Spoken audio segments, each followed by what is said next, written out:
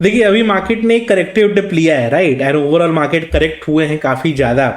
And अगर बात करें ना तो लार्ज कैप निफ्टी आपको उतना गिरा हुआ नहीं दिखेगा, लेकिन मिड कैप स्मॉल कैप में काफी अच्छा खासा करेक्शन हो चुका है, राइट। तो काफी लोग ये हमेशा सोचते रहते हैं कहाँ इन्वेस्ट करें, कहाँ इन्वेस्ट करें, कहाँ इन्वेस्ट करें। अब देखिए नॉर्मल इन्वेस्टिंग में ना बहुत सारे इफ एंड बट्स आते हैं, प्लस फ्यूचर का टैक्स प्लानिंग वगैरह लेके भी बहुत कुछ सोचना पड़ता है आपको, राइट। मैं अभी आपको एक ऐसा इंस्ट्रूमेंट बताऊंगा जो कि बेसिकली इस बार के बजट के बाद ज्यादा अट्रैक्टिव हो गया है, कंसिडरिंग कि उसमें एक टैक्स रिलीफ का कंपोनेंट भी है एंड बाकी अदर बेनिफिट्स भी, जो मार्केट का ग्रोथ लिंक वगैरह है वो तो मिल ही रहा है, टैक्स बेनिफिट भी है कि इंश्योरेंस प्रोडक्ट भी हो गया। तो तीन चार चीजों का कॉम्बिनेशन वो हो गया, इसलिए वो एक आइडियल प्रोडक्ट बन जाता है अगर कोई long term point of view से इन्वेस्टिंग का सोच रहा है तो। एंड वो मान के चलता है कि चलो हम अच्छे खासे कुछ पीरियड तक ब्लॉक इन्वेस्टिंग अपना करेंगे। तो वो अगर उस तरीके का अगर आपका प्लानिंग है ना, तो मैं अभी आपको बताऊंगा कि अभी पीएनबी मेटलाइफ ने एक नया एनएफओ लॉन्च किया है जो कि है निफ्टी 500 मोमेंटम 50 इंडेक्स फंड के ऊपर। ये बेसिकली एक फ्लेक्सी कैप इंडेक्स फंड है। यहाँ पे होता क्या है ना कि PNB and MetLife, PNB India की कंपनी है, ये भी मोर देन 100 ईयर्स पुरानी है, मेटलाइफ भी 150 ईयर्स ओल्ड कंपनी है।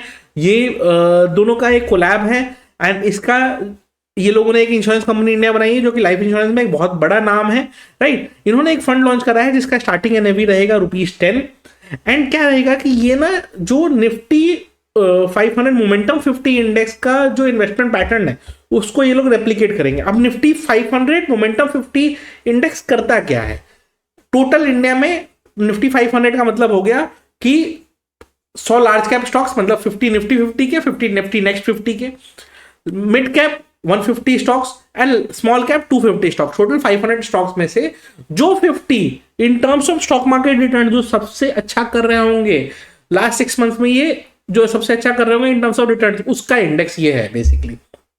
एंड ये जो आपको रिटर्न दिखेगा ना, ये बेसिकली कैसा है कि ये टाइम टू टाइम रीबैलेंस भी होता रहेगा क्योंकि ये इंडेक्स को रेप्लिकेट कर रहे हैं एंड जैसा इंडेक्स परफॉर्म करेगा वैसा ये करेंगे। अब इस इंडेक्स के बारे में अगर आपको जानना है ना कि ये हिस्टोरिकली कैसा परफॉर्म किया है, तो मैं आपको बता दूं कि अगर आप बात करें तो लास्ट 10 ईयर्स में निफ्टी 500 मोमेंटम 50 इंडेक्स का सीएजीआर लास्ट 10 ईयर्स का 22.1% है एंड 29.8% है लास्ट 5 ईयर्स का सीएजीआर।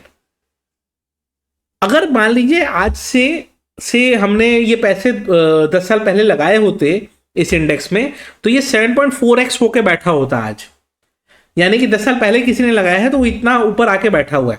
नाउ अब ये आप कह सकते हैं कि इन फ्यूचर हो सकता है रिटर्न इतने ना रहे, लेकिन मान लीजिए कोई इंडेक्स अगर 22% सीएजीआर लास्ट 10 ईयर्स में है तो उसका 15-16% तो एवरेज होगा, राइट। तो अभी मैं जब आपको स्क्रीन पे दिखाऊंगा ना कि 15-16% भी अगर कंसीडर किया जाए तो वो कितना बड़ा कॉर्पस क्रिएट होता है, तब आपको ज्यादा इंटरेस्ट आएगा उसमें।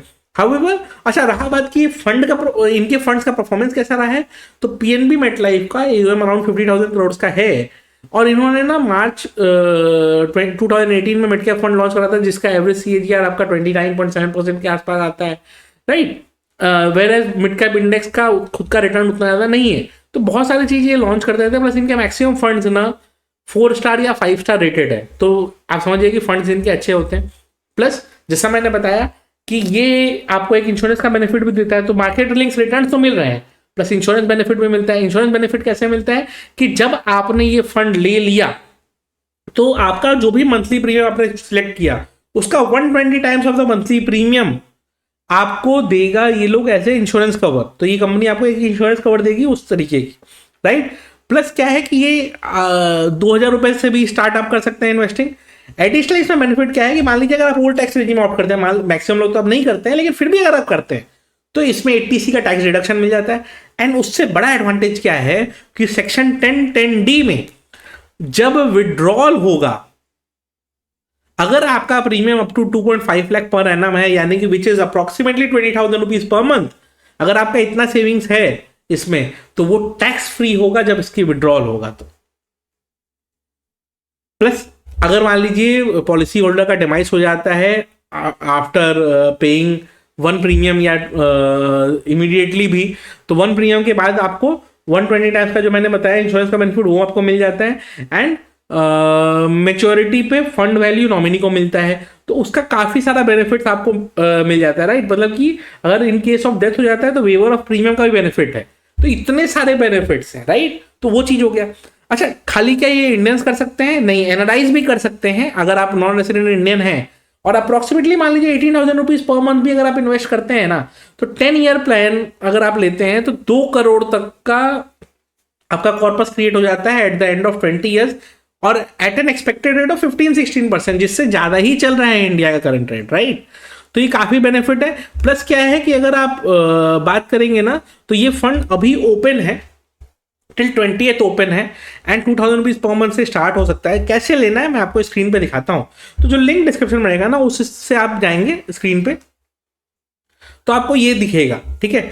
और ये पॉलिसी का जो लिंक दिखेगा, इस पर आप बस जैसे ही क्लिक करेंगे तो आपसे कुछ क्वेश्चंस पूछे जाएंगे। आप अपना सिटी डाल दीजिएगा, मैंने अपना डाल दिया। आपसे एज पूछा जाएगा, मैंने अपना डाल दिया। इनकम पूछा जाएगा, मैंने अपना डाल दिया, ठीक है।